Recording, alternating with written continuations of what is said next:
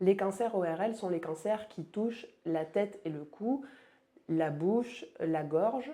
Donc ce sont les cancers de la cavité buccale, de l'oropharynx, de l'hypopharynx, de larynx, mais aussi des cancers plus rares qui vont toucher les sinus et les cancers des glandes salivaires.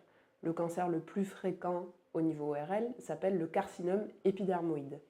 Il touche un peu plus les hommes que les femmes et survient dans la plupart du temps chez des patients âgés de plus de 50 ans.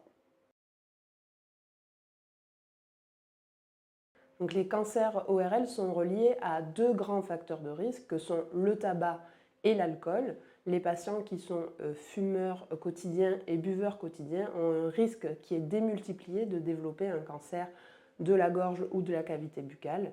Un autre facteur de risque qui augmente aujourd'hui, notamment chez les sujets plus jeunes, est l'HPV, le papillomavirus humain, qui est aussi responsable du cancer du col de l'utérus. Ce virus va être responsable des cancers de l'oropharynx, c'est-à-dire des cancers de l'amygdale ou de la base de la langue. Et on peut prévenir la survenue de ces cancers avec la vaccination qui est aujourd'hui recommandée chez les adolescents en prévention de l'arrivée de ce cancer. Et on pense pouvoir éviter près de 2000 cancers de l'oropharynx par an en France avec cette vaccination.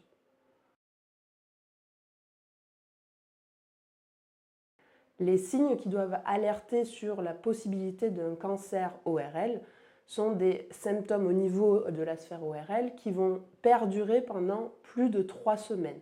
Ça peut être la sensation de douleur dans la gorge, un mal de gorge, comme une angine, un aphte qui persisterait, une boule au niveau de la langue ou au niveau des joues, une gêne pour avaler, une gêne pour respirer ou une sensation de nez bouché, ou encore l'apparition d'un saignement.